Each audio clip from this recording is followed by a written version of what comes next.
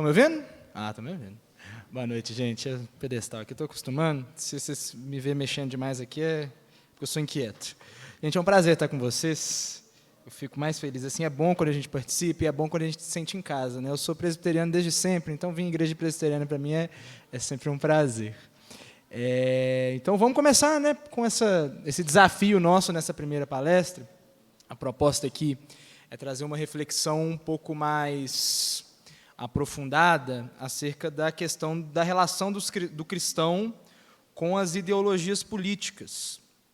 E o diazinho complicado para a gente trazer essa reflexão, né?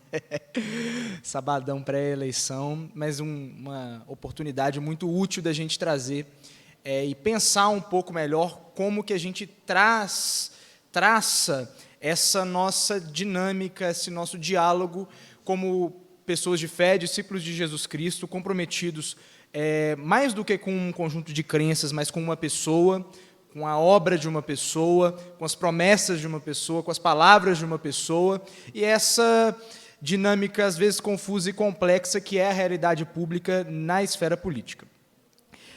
É muito relevante a gente ter essa reflexão, especialmente nesse período pré-eleição de 2022, porque a gente está num período de interseção muito relevante na história brasileira e na história mundial. Eu não quero trazer aqui nenhum cenário apocalíptico. Conversando muito, a gente conversa muito sobre isso, porque é um tema muito complexo. Então, o Pacheco é muito mais pacífico do que eu, muito mais da paz, muito mais conciliador. Vocês vão ver. Menino, eu sou um pouco...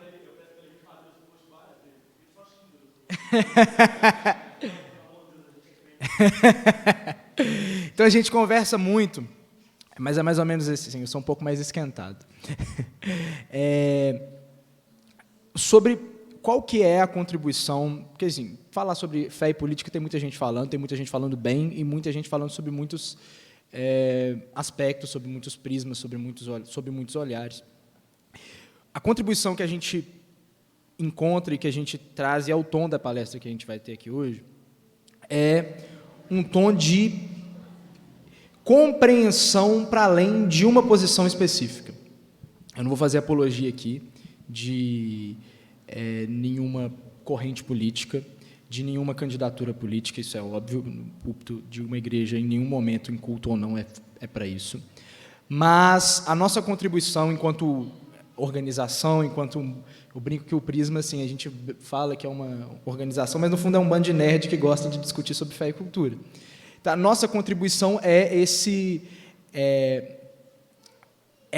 olhar um pouco mais ponderado, um pouco mais distante, menos apaixonado com relação às figuras e às ideologias, para entender como que o cristão se encaixa nisso, nessa lógica de que nós pertencemos a outro reino, enquanto nós vivemos nos reinos desse mundo. Mas nós estamos num momento de interseção muito importante.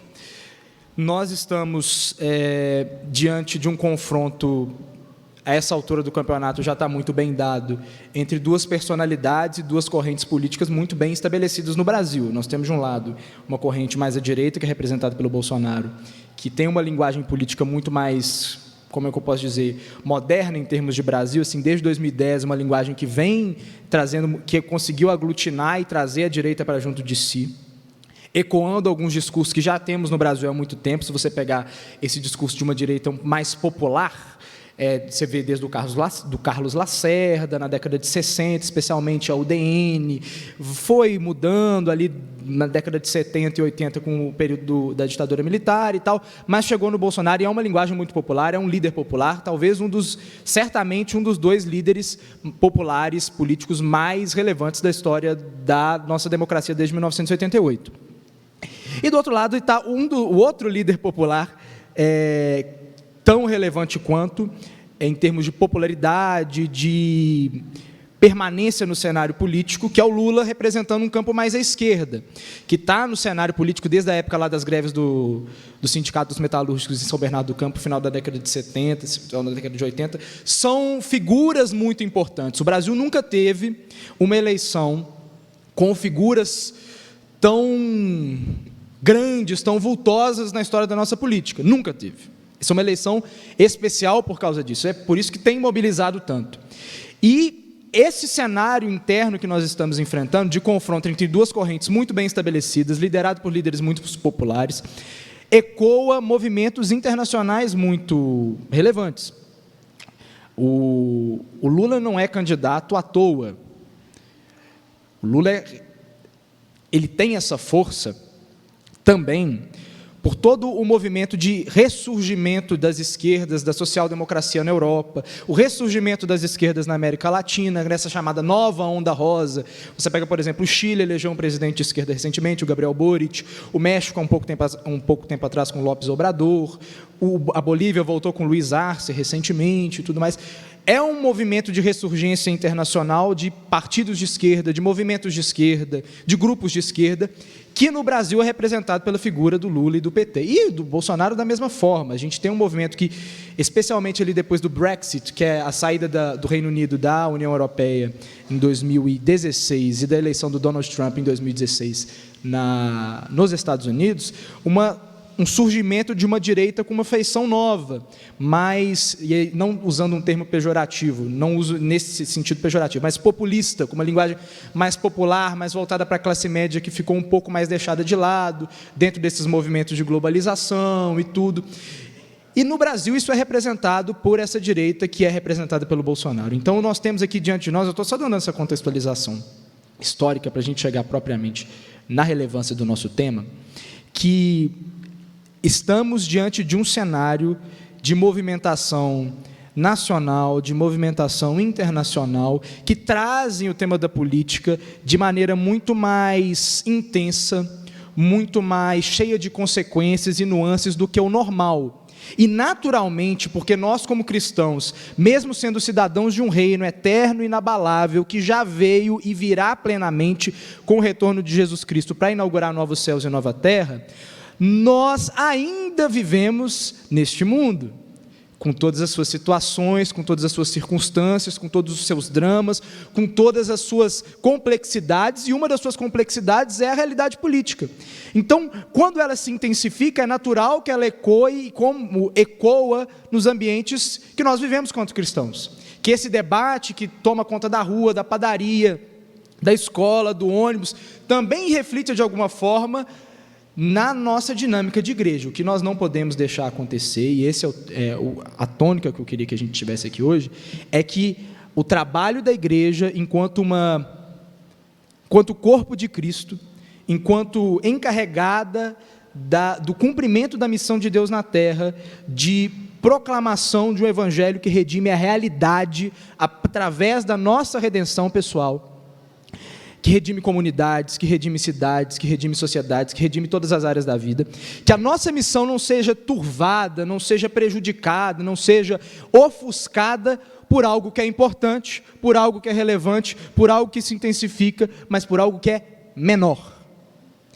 Para a gente entender isso, a gente tem que ter claro na nossa mente, a primeira coisa que eu queria ressaltar com vocês, depois dessa contextualização, é a separação entre essas esferas, a esfera da fé e a esfera política. Não são... Porque uma das frases que eu não gosto, e eu acho que quando a gente discute política, e a gente vê isso muito, inclusive dentro das igrejas, falando que tudo é política. Não, nem tudo é política. Política é política, mas existem muitas realidades apolíticas, pós-políticas, coisas que não têm nada a ver com política, que a gente precisa entender que as regras da política, a linguagem da política não podem colonizar o ambiente da fé, por exemplo. A fé e a política são duas dinâmicas inafastáveis da nossa realidade, isso a gente não pode discutir. São duas questões muito claras e dadas.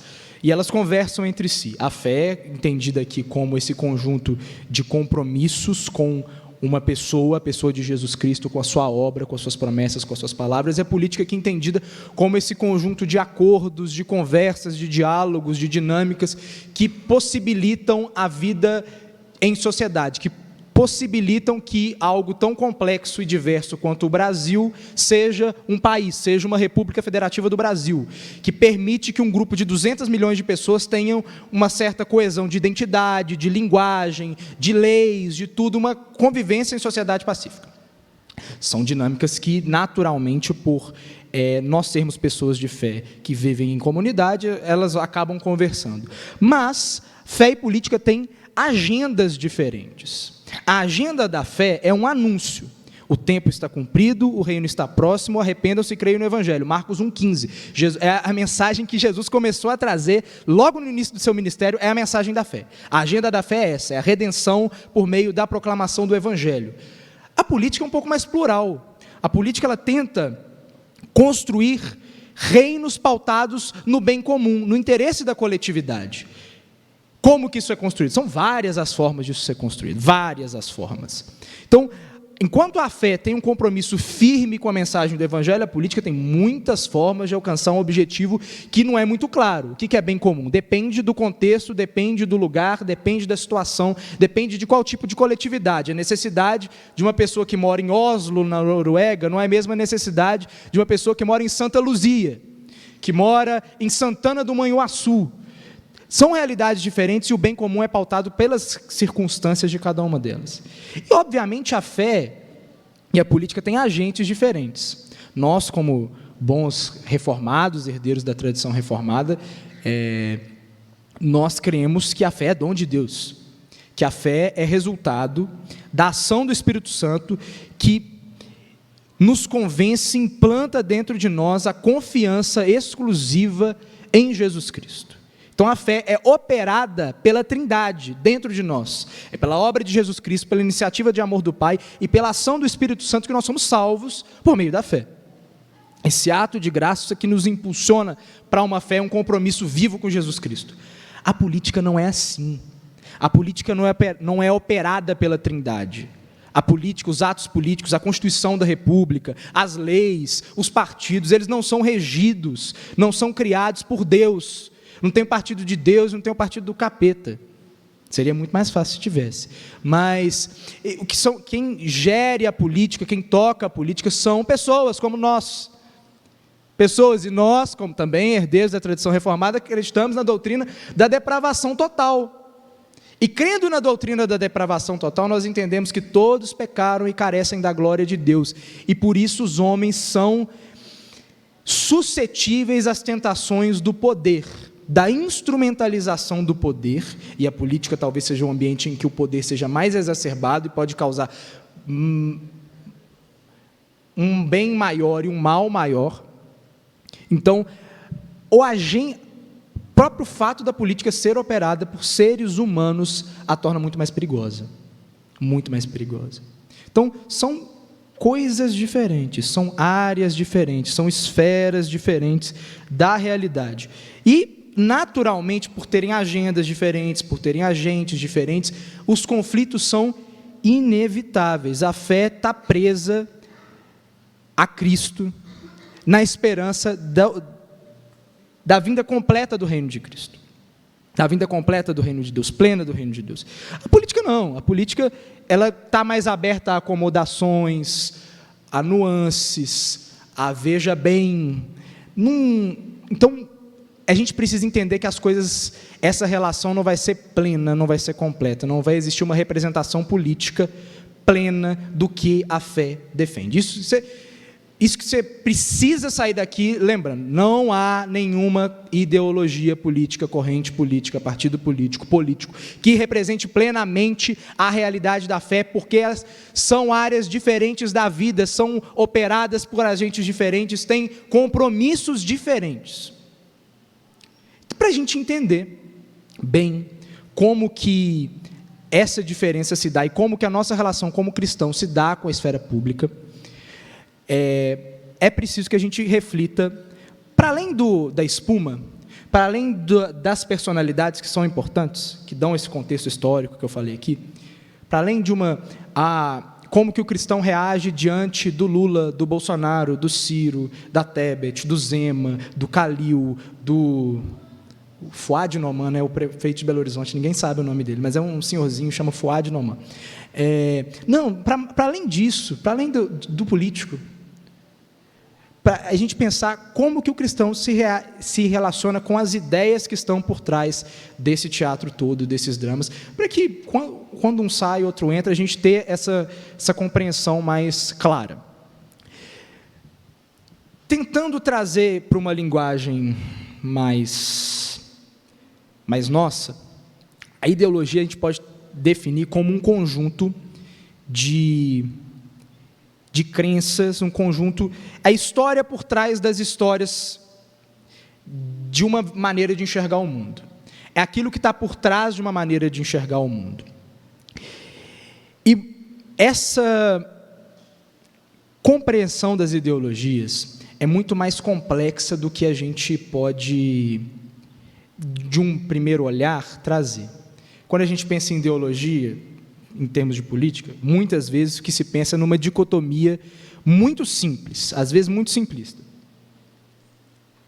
Direita e esquerda. Direita e esquerda não são, pelo menos para os fins que a gente vai conversar aqui, bons termos para a gente definir qual é a relação do cristão com as ideologias, porque é muito reducionista e os termos não conversam muito.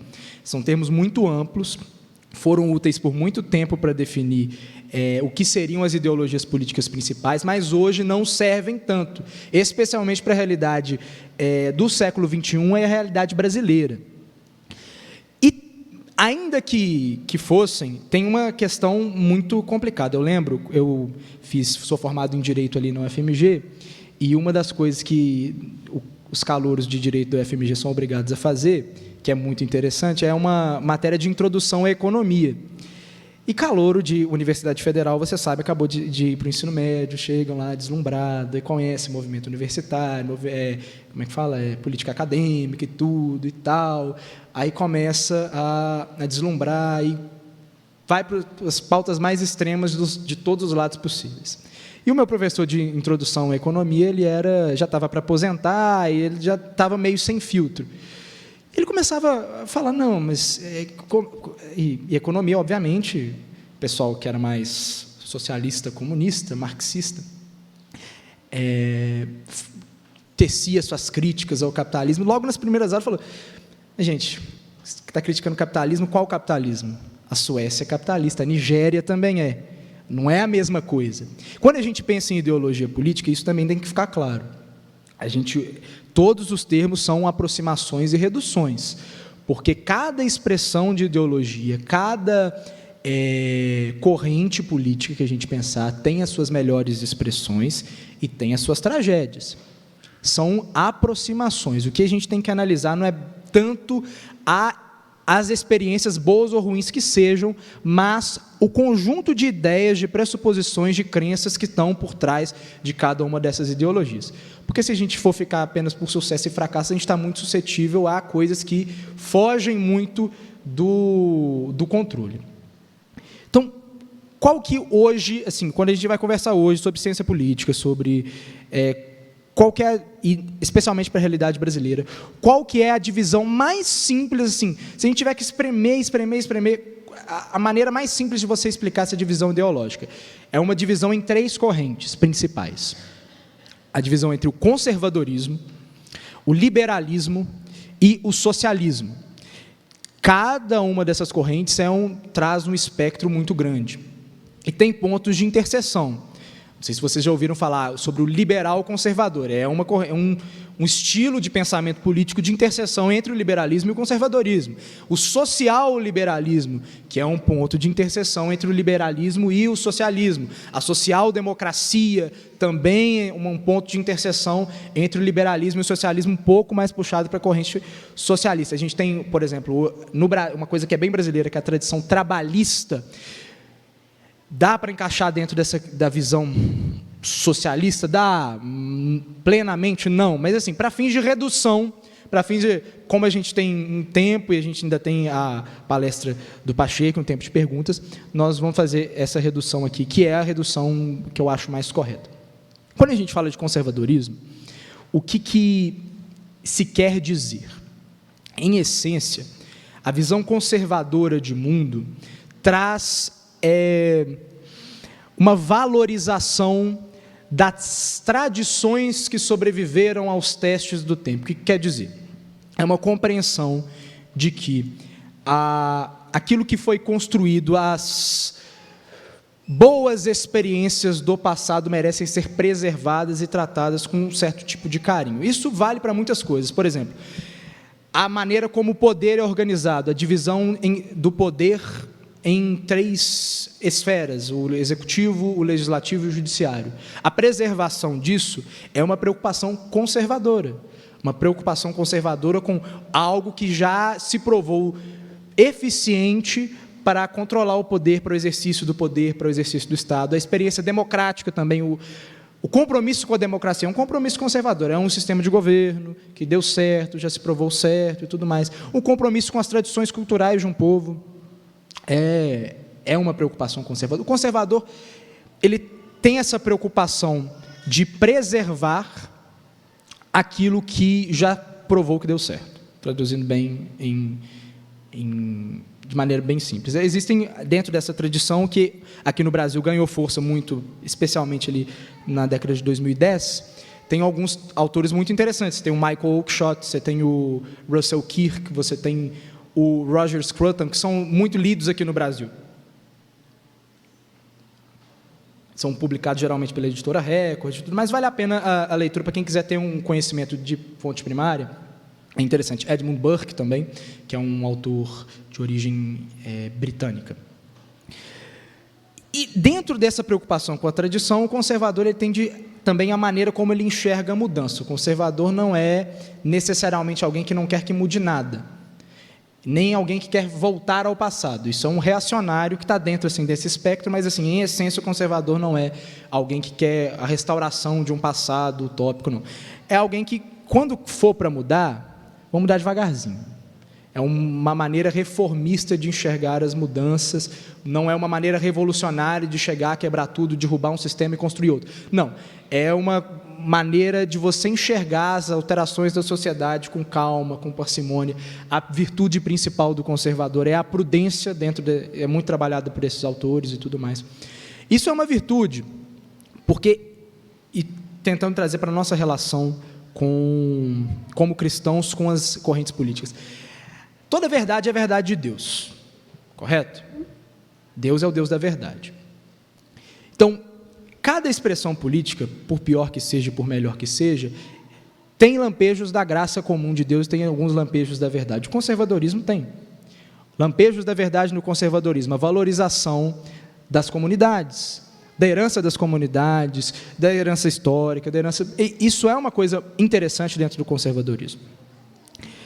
O problema do conservadorismo é justamente a sua tendência, apesar de ter uma abertura para reformas e tudo, uma resistência a alguns tipos de mudança, porque o conservadorismo é uma ideologia relacionada ao ambiente que ela está.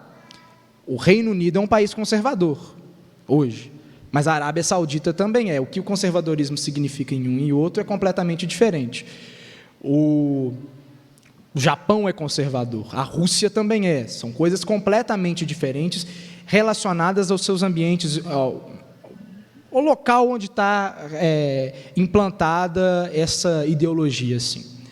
Esse é o conservadorismo, um compromisso com as tradições que sobreviveram aos testes do tempo e tal. Tem essa questão bacana da valorização da comunidade, e, por outro lado, tem essa resistência a mudanças que é perigosa, que gera reações, às vezes, um pouco exacerbadas. A gente está vendo isso, a postura da questão da guerra da Rússia e Ucrânia, é uma reação conservadora ao esfacelamento da União Soviética, do Império Soviético. Tem essa questão da linguagem lá na Rússia, é muito interessante até para ser observado. O liberalismo, por outro lado, é uma ideologia filha do iluminismo, muito herdeira das revoluções do século XVIII e XIX, que tem um compromisso essencial com o indivíduo e com as liberdades individuais. São muitos os liberalismos, Você tem versões mais clássicas dele, ligadas ali no século XIX, do século XX, muito ligadas às pautas de liberdades civis, políticas, econômicas, direito de voto, direito de participação, a liberdade de expressão, a liberdade de imprensa, as liberdades de empreender, de liberdade de empresa. E você tem versões mais contemporâneas do liberalismo que puxam um pouco mais para aquilo que nós chamamos de progressismo, que são ligadas a pautas mais identitárias e tudo mais. A gente vê essas expressões disso, sobretudo na Europa continental, nos Estados Unidos, ali, no Partido Democrata dos Estados Unidos, tem muitos desses liberalismos novos e tudo mais. Quando a gente vai olhar, as referências intelectuais do liberalismo são muito amplas, muito mais amplas do que a do conservadorismo, por exemplo. Eu estou falando um monte de autores aqui para vocês, porque dentro do nosso período é difícil. Então, assim, caso você queira dar uma aprofundada e tudo mais, dentro do liberalismo você tem a tradição do próprio Adam Smith, voltada ali do liberalismo mais puxado para o econômico, você tem um liberalismo mais moderno com o John Rawls e o Ronald Dworkin, que representam essa versão liberal mais moderna. Até tem uma literatura, o Ronald Dworkin, ele é um jurista britânico, é muito interessante na questão do aborto, que é uma questão que esse liberalismo mais moderno trata e tenta. Há um diálogo muito interessante no livro do John Stott, O Cristão e os Desafios Contemporâneos, ou O Cristão em uma Sociedade Não Cristã. Ele é publicado por 2 editoras aqui no Brasil, que o Stott dialoga com as ideias do Dworkin, e é muito interessante até para a gente pensar essa interface entre o cristianismo e o liberalismo. O grande mérito, se a gente for pensar assim, como que o cristão se relaciona com o liberalismo. Se o cristão, na relação com o conservadorismo, entende a valorização da comunidade, da tradição, da herança histórica como algo bom, como a valorização dessa pluralidade da graça de Deus, de um Deus que estabelece os limites dos povos, os tempos da sua habitação e tudo mais. Por outro lado, a relação do cristão do liberalismo entende e valoriza o valor que essa corrente política dá ao indivíduo, às liberdades do indivíduo, que entende a responsabilidade pessoal, individual, sobre a sua história, sobre as suas ações, como algo bom. Não é um autômato, não é um robô, não é um androide, mas é alguém com potencialidades, com individualidades, com identidades muito particulares. Isso é bom. Isso é bom. O problema do liberalismo, quando nós consideramos na nossa relação dos cristãos com essa ideologia, é quando a gente leva isso às últimas consequências, que é justamente essa questão do progressismo que eu comentei com vocês. Quando você entende que o indivíduo que todas as potencialidades do indivíduo devem ser tratadas da maneira mais sacra, mais sagrada possível. Não é assim. Nós cremos na doutrina, repito, na doutrina da depravação total, na influência inafastável, longe da obra de Cristo, e neste mundo, antes da nossa glorificação, o pecado ainda assim, mesmo na vida dos redimidos, ainda exerce algum tipo de influência deletéria, uma influência negativa. Nós lutamos contra o pecado, contra a carne, contra o diabo, contra o mundo, até o momento da nossa glorificação, até o momento que a obra de Cristo se consuma plenamente sobre a nossa vida. O liberalismo, por ser uma ideologia secular, naturalmente, como todas essas ideologias, não leva isso em conta e considera todo tipo de potencialidade como algo a ser explorado, e leva até as últimas consequências dessa do progressismo, que leva a algum tipo de liberdade sem nenhum tipo de consideração, às vezes. Fala sem nenhuma consideração moral, é uma injustiça com a tradição liberal, mas com problemas assim, de reflexão. O liberalismo tem esse problema de algumas reflexões morais. Vou dar um exemplo. A tradição liberal legou ao mundo, isso é inegável, algo bom, que é a experiência política dos Estados Unidos na América. Uma experiência incontestavelmente de sucesso, mas problemática. como nós vemos, por exemplo, o liberalismo econômico levado às últimas consequências legou a crise de 29 nos Estados Unidos, uma tragédia moral, social, que acabou assim dilacerou a sociedade americana, gerando desemprego, fome, um caos. E hoje a gente vê também todas essas questões identitárias pulsando nessa experiência liberal, que é essencialmente liberal, dos Estados Unidos da América. Então tem esses problemas, esses defeitos dessa experiência, quando essas potencialidades não são consideradas a partir de um prisma moral. Essa questão do liberalismo. E nós temos também a tradição socialista. As tradições socialistas, muito filhas ali, e a gente tem que fazer uma diferenciação muito relevante aqui. O socialismo não é necessariamente marxismo. O marxismo, muitas vezes, é aquela pergunta, eu já vou adiantar uma pergunta que sempre quando a gente conversa sobre isso, é aquela pergunta, é possível um cristão ser de esquerda? A resposta para essa pergunta não é tão simples quanto parece, porque geralmente o que está por trás dessa pergunta é possível um cristão ser marxista? Não. É impossível que um cristão assuma um compromisso de fé, um compromisso com o Evangelho e um compromisso com o materialismo histórico que funda o marxismo. Essa ideia de que o mundo é construído de uma relação dialética, de luta de classes, que vai chegar, que se encerra por meio de um paraíso que é definido como o comunismo dentro da teoria marxista. Isso não é concebível dentro da expectativa de reino que nós temos no Evangelho. Isso não é concebível. Agora, o socialismo não é só marxismo. Quando a gente vai fazer uma análise dessas ideologias, a gente tem que ser honesto com elas, com a sua pluralidade, com a sua complexidade. O socialismo não é meramente marxismo. A tradição, por mais que seja muito influenciada e a principal expressão histórica tenha sido o marxismo, o socialismo não é só marxismo.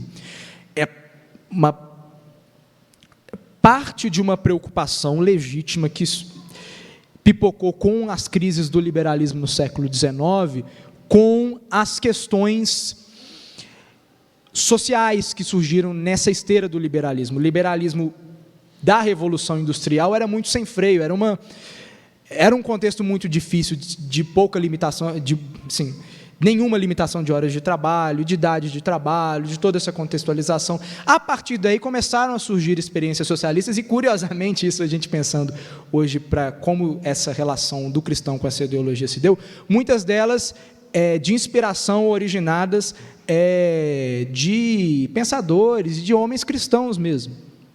Abraham Kuyper, por exemplo, que é o nosso querido do efeito prisma e de muitos que seguem a tradição reformada, especialmente nessa relação entre cristianismo e política, foi um homem que foi primeiro-ministro da Holanda no começo do século XX. A sua carreira política, especialmente no final dela, ele era do partido antirrevolucionário, ou seja, não era alguém com compromissos marxistas, foi na defesa de algo que ele chamava de socialismo cristão. Existem homens cristãos, especialmente naquela época, que defenderam essa tradição socialista. Obviamente, ela tem virtudes, especialmente por trazer para as outras ideologias. A gente vê essa influência, especialmente na Inglaterra, no começo do século XX, nos Estados Unidos, ali, a partir do New Deal, na década de 30, década de 40,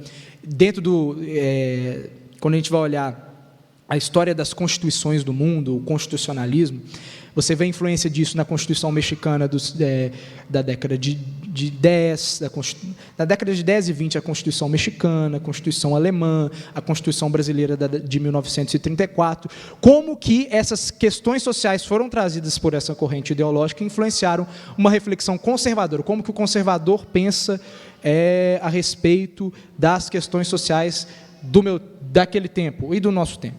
Como que o liberal pensa sobre as questões sociais desse tempo? Qual que é a resposta liberal? Isso é uma contribuição que veio com as correntes socialistas. Mas, obviamente, tem defeitos, que são inegáveis e incontestáveis.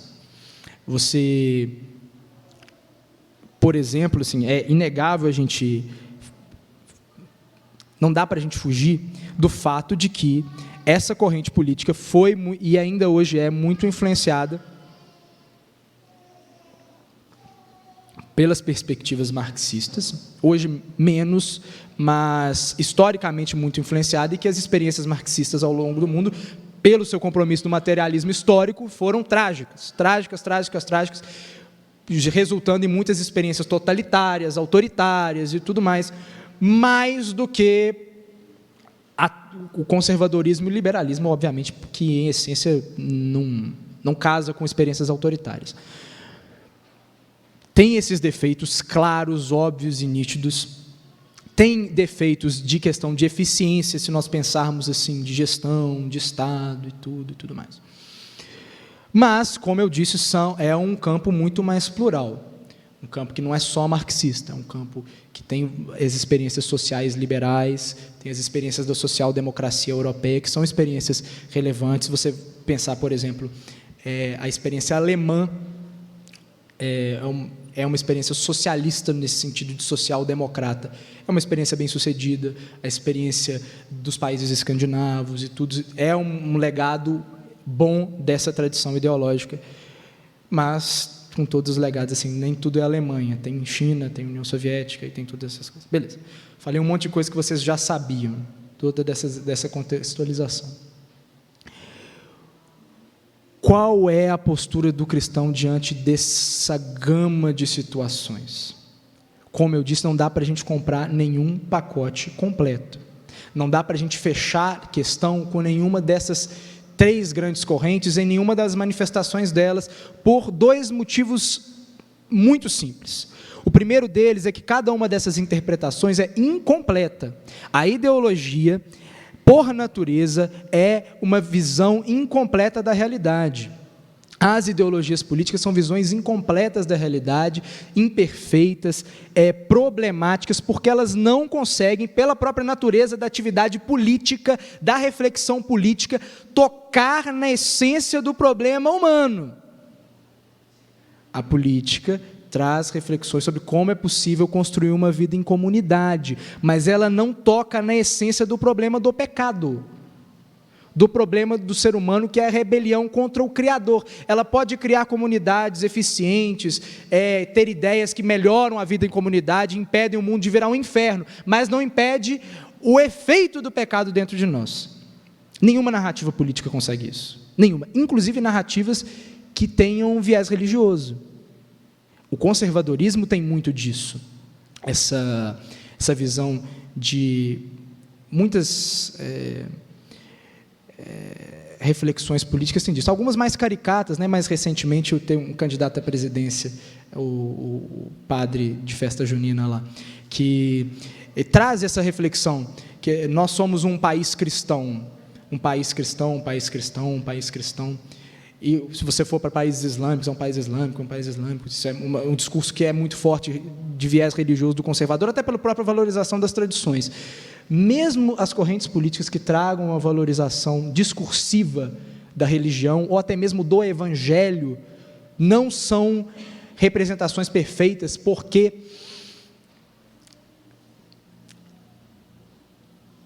pela compreensão que nós temos da palavra de Deus, pela compreensão que nós temos do evangelho, o compromisso que nos é exigido não é com um ideário político, não é com uma visão específica de bem comum, mas é com uma pessoa, com a obra de uma pessoa, com as promessas de uma pessoa, com as palavras de uma pessoa. E nenhuma ideologia política exige isso, nem mesmo aquelas religiosamente enviesadas. E cada uma delas, por isso, carece de um pouco de brilho, de capacidade de gerar uma transformação mais profunda que o ser humano precisa.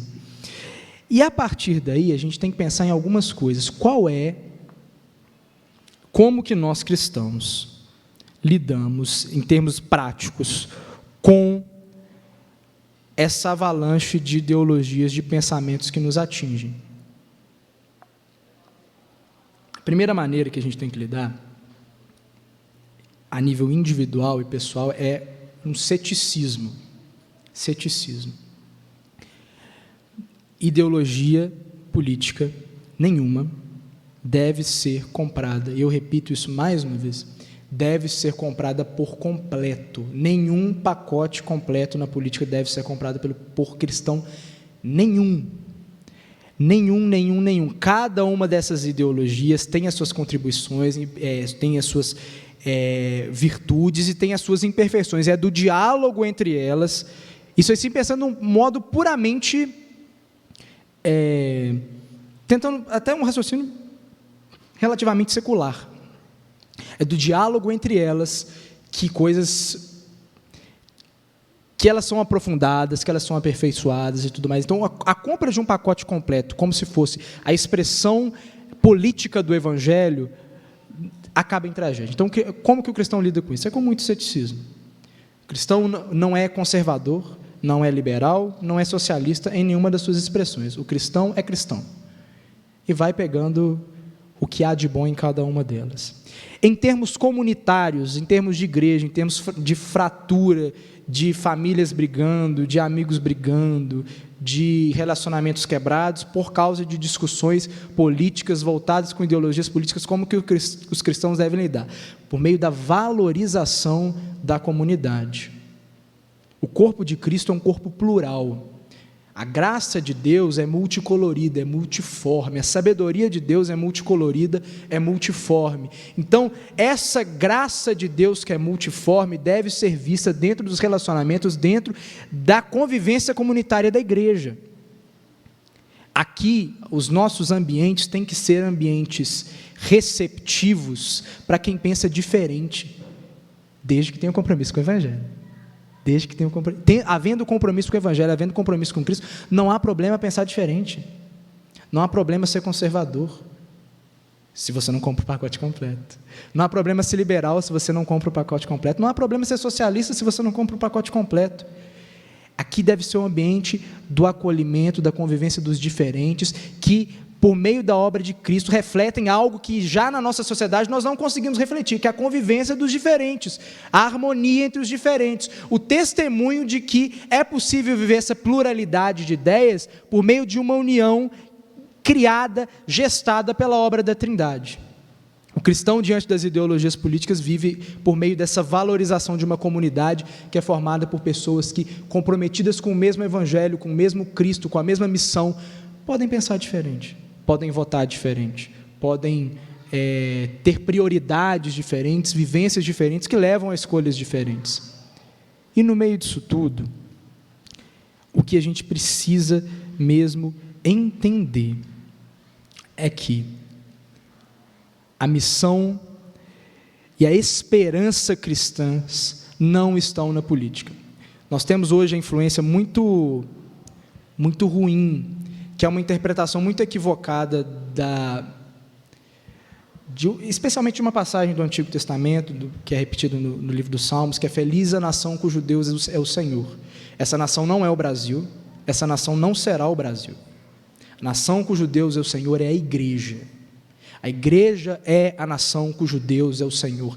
Essa nação que não tem fronteiras, que não tem território, não tem estado, é um povo de todos os tempos, de todas as épocas, de todos os lugares. Esta é a nação cujo Deus é o Senhor.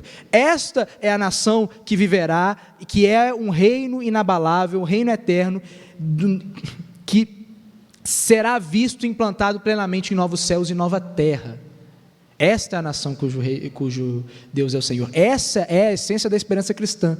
A ascensão, a plenitude do reino de Deus em novos céus e nova terra. Isso não é estabelecido por meio da política, por meio de ideologia política, é por meio da graça de Deus. Então, diante da política, a gente tem que simplesmente entender que ela é uma ferramenta, que é uma ferramenta útil, que o diálogo com as ideologias é inevitável, mas a nossa esperança, a nossa confiança, a nossa expectativa não está centrada nelas. É isso que eu tinha para falar para vocês. Agora, as perguntas, né? Boa noite a todos, né? Meu nome é Raison. Eu gosto muito do tema, então não podia deixar de vir fazer uma pergunta. Eu concordo, né, com o que foi dito no sentido de que o cristão não compra nenhum pacote, né, completo de nenhuma ideologia. Eu discordaria talvez de que algumas ideologias eu acho que dá para descartar por completo. E eu acredito também que o ideal, né, o que os irmãos aí estão procurando fazer, trazer um entendimento bíblico, né, sobre o que é o Estado, por aí vai, né? Para poder a gente ler essas ideologias e tomar uma decisão, né? Nesse sentido aí, eu acho que a Bíblia, tanto eu quanto outras pessoas aí do passado, presente também, tem um entendimento muito claro, né, sobre o que é o Estado e qual é o papel do Estado, principalmente ali a partir de Romanos 13, 1 Pedro 2, e a gente tem a tendência de achar que Paulo ali, em Romanos 13, né, define o Estado como servo de Deus, como aquele que é agente, então somente de punição do malfeitor, e a aprovação do benfeitor. A gente tem o costume de achar que é uma lista muito minimalista, né, do que o Estado deve ser. Eu concordo com o Iago Martins nesse ponto, que a gente não deve pensar que aquela ali é uma lista minimalista, mas é a lista que Deus deu.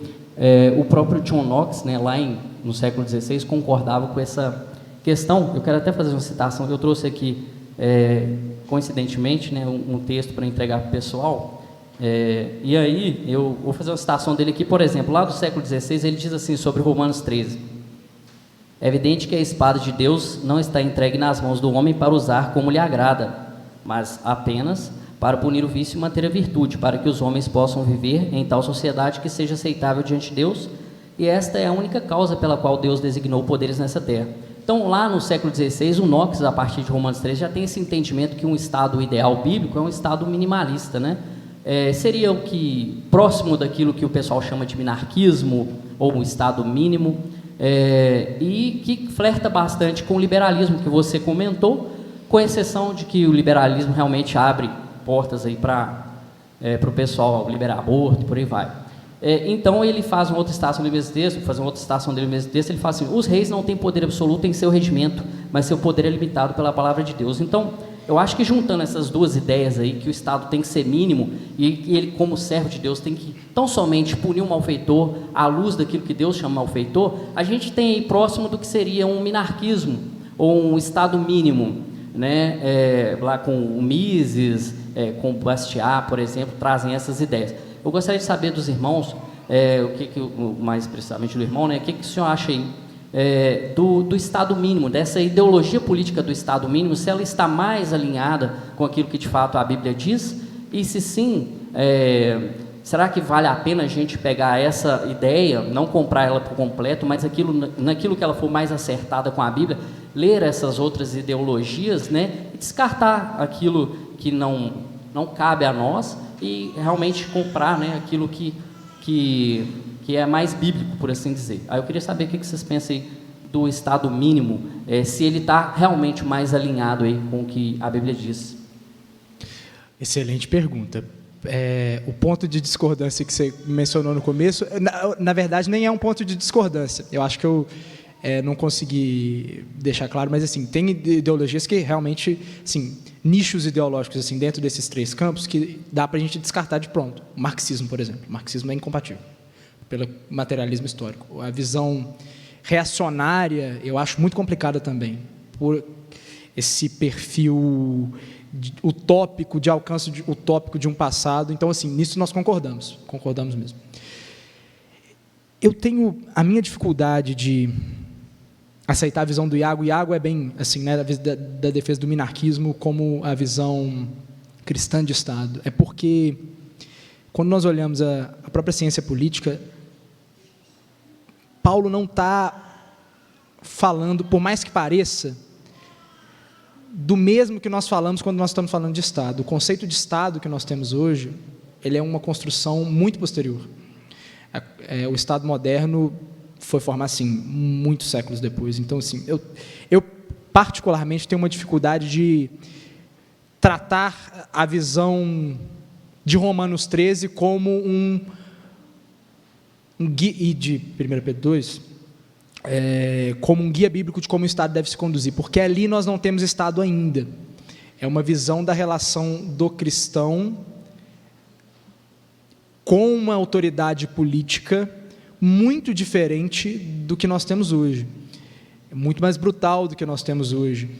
Então, assim, eu confesso a minha dificuldade, assim, até interpretativa do texto, pelo próprio contexto, assim, de assumir uma visão plena ali, uma visão cristã de Estado a partir dali, eu dialogaria com outras situações, o distanciamento histórico permitiria também, por aproximação com outros trechos do Antigo Testamento, que me levariam, talvez, para uma posição que, assim, olha, o Estado pode ser isso, mas pode ser algo a mais.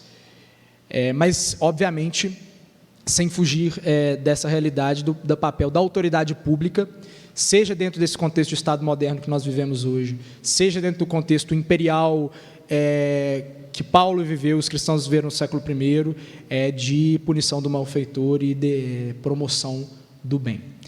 Visão que a gente tem sobre essa visão do Estado mínimo, assim, tratando da ideologia, assim, para além da análise do texto de Romanos 13. Tem suas virtudes, essa visão liberal conservadora ali, tá? É um liberalismo quase no liberal conservadorismo, justamente por essa questão que você falou, assim, dos excessos do liberalismo, social liberalismo ou liberal progressismo. Tem suas virtudes no sentido de limitação do poder. O poder não é ilimitado, ele tem que ser vigiado, ele tem que ser controlado. Tem toda essa herança que você mencionou, do Bastiat, do Mises. A própria reflexão do Mises e de toda essa herança austríaca ali do século XX é uma herança muito relevante. Muitas vezes a gente não considera sob esse prisma, porque é uma reflexão sobre os limites do Estado dentro de um contexto totalitário, que era a Áustria ali dentro de um regime fascista, que depois foi anexada pela Alemanha nazista. Então, as reflexões surgem dentro desse contexto de limitação do poder do Estado. A herança do Estado mínimo, como ideologia, olhando a partir de um olhar cristão, eu acho que a principal contribuição é essa, de você entender a limitação do poder.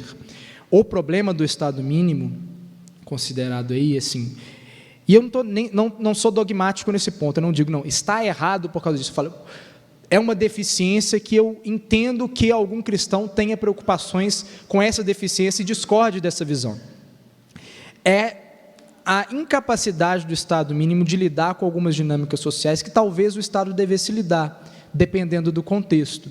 É difícil a visão mais pura de Estado mínimo ser aplicada em contextos de grande desigualdade social, como a América Latina, por exemplo.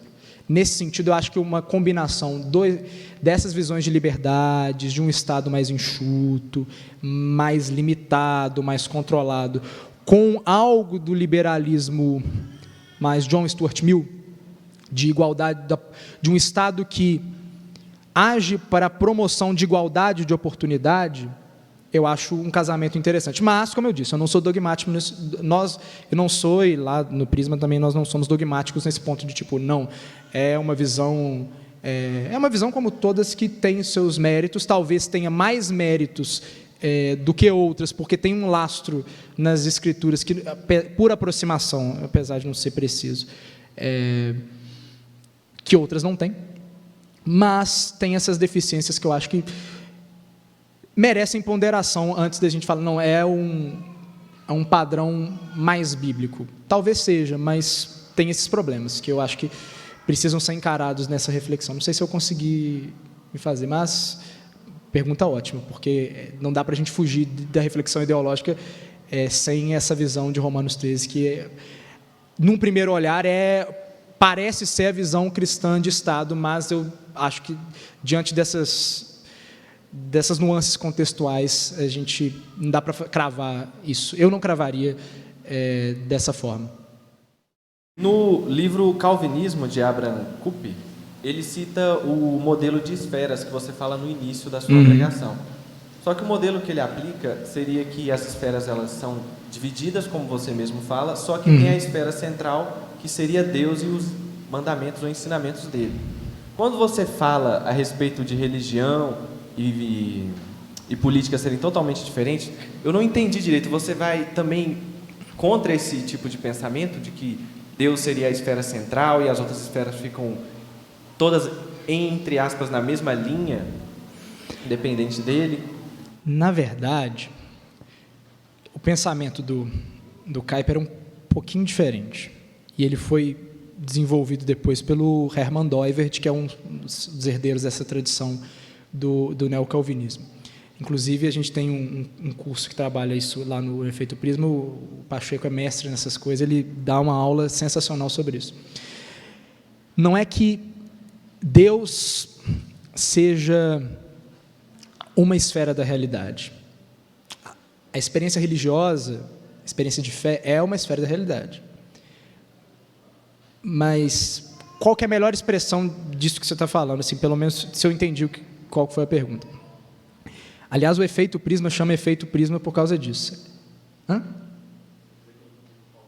Por favor, essa explicação merece ser ouvida pelo Pacheco, porque o Pacheco, até a entonação de voz dele, quando fala disso, me emociona.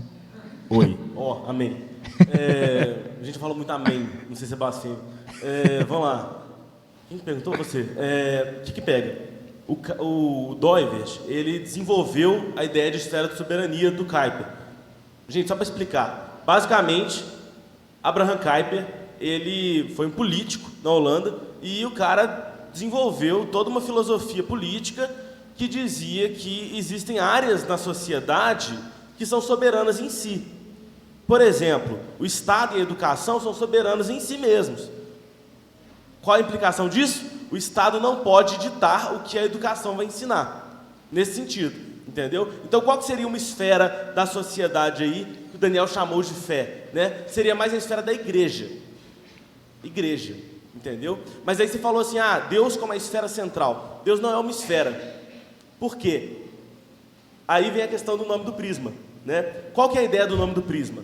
Deus possui uma... Quem aqui já viu a capa do Pink Floyd, do Dark Side of the Moon? Vocês estão lembrados? Eu devia ter vindo com a camisa, mas é a luz branca que passa no prisma, todo mundo estudou isso em física, né? E vira um arco-íris, né? É a mesma ideia. Deus possui uma única vontade, e aqui que está Deus. Aqui que está Deus.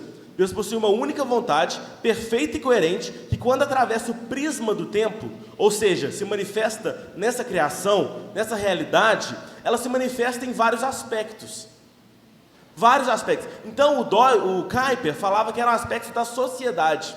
O Doivert vai falar o seguinte, não, é muito mais abrangente do que isso. São esferas da realidade. São 15. Numérico, espacial, cinemático, físico, biótico, psíquico, analítico, social, linguístico, histórico, ético, econômico, jurídico, estético e pístico, né? Enfim, é nessa ordem. Por quê? Basicamente é do mais simples para o mais complexo, entendeu?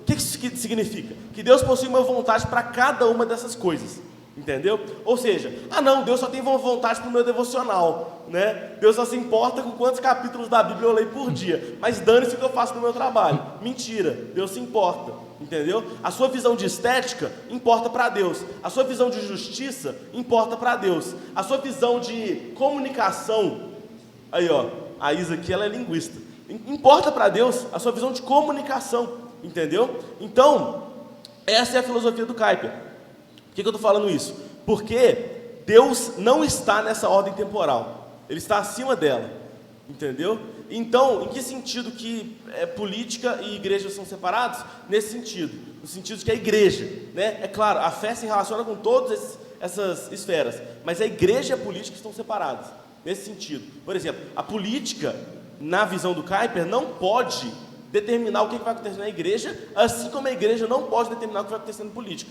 entendeu? Nesse sentido não se mistura, nesse sentido. Não estou dizendo que fé e política não se misturam, estou dizendo que a igreja e a política, enquanto esferas de soberania, não se misturam. E é justamente por isso que chama esfera de soberania, porque elas são soberanas, ou seja, uma não se reduz à outra, entendeu?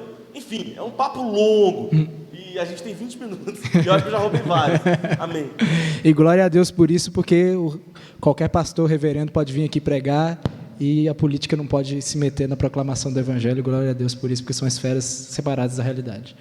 Valeu, Pacheco. Tá vendo? Por isso que eu gosto dele falar dessas coisas. Ele fala bem demais. Boa noite. Boa noite. Meu nome é Valquíria. Prazer. Eu sou da Igreja Batista lá em Betim. E eu venho aqui agora, diferente dos meus irmãos aí, talvez seja um desabafo, pedir uma orientação, é um pedido de socorro. É um pedido de socorro. O que fazer quando o pastor da igreja, o líder, sobe lá no púlpito e o tempo todo quer julgar e falar para a igreja que tem que ser a direita, e vai fazer um podcast chamado Endireitando e coloca lá na mesa do púlpito lá uma bandeira do Brasil, que eu amo o meu Brasil, amo os símbolos, mas aquilo começa a trazer um desconforto. Eu e a minha família, meu esposo está aqui, meus filhos estão aí, e eu vim pedir um pedido de socorro, que às vezes eu fico assim, como que a gente vai fazer um debate? Vamos debater com ele, mas eu acho que eu não estou pronta para esse debate. Mas assim, em linhas gerais, qual a sua orientação? O que fazer? Sair da igreja?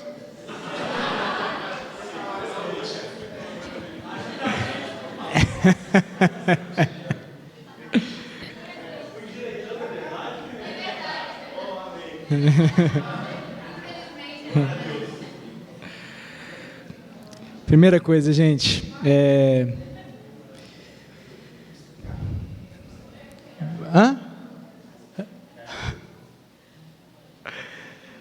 antes de tudo, sobre a questão da bandeira, ainda bem que a Copa está chegando, né, gente? A gente vai recuperar a bandeira de todo mundo agora.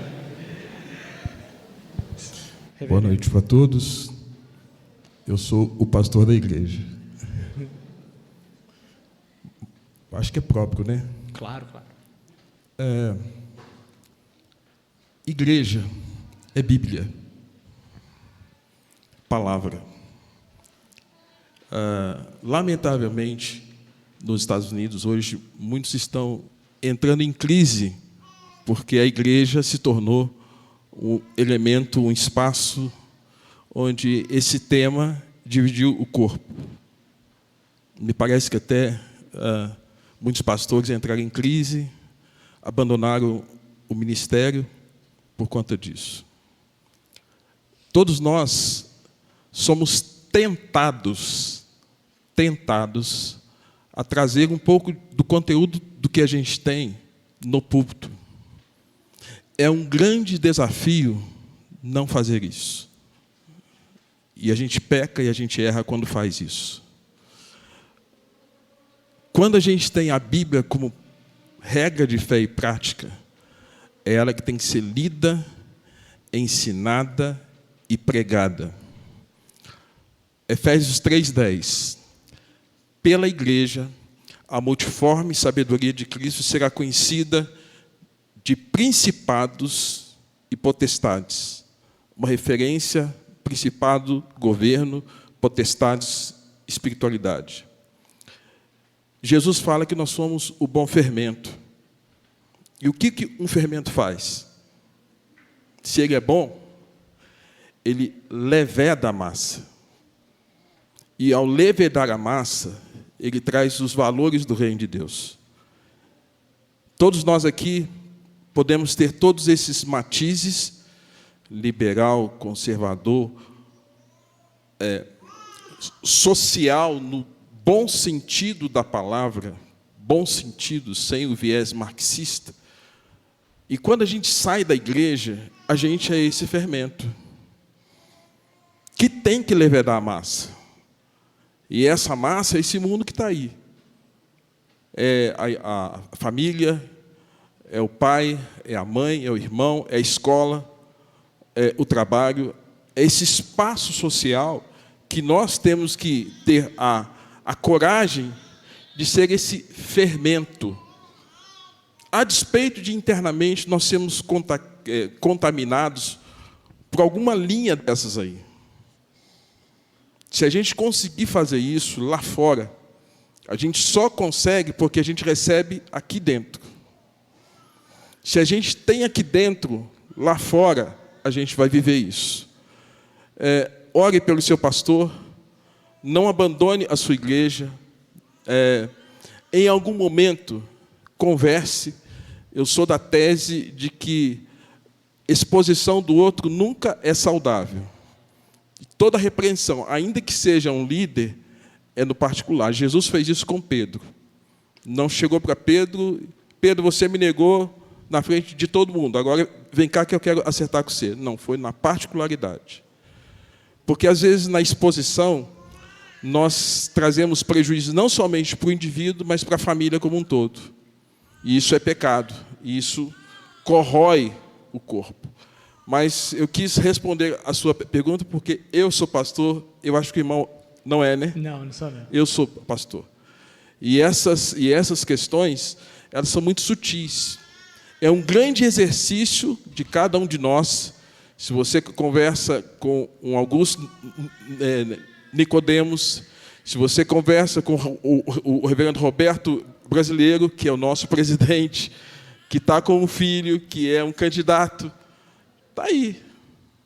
A questão é o que a gente vai viver lá fora como esse bom fermento, como esse sal, como essa fagulha dessa luz que é Cristo e que Ele nos chama, nos convoca, nos dá da sua luz para que lá fora a gente também ilumine esse mundo em trevas.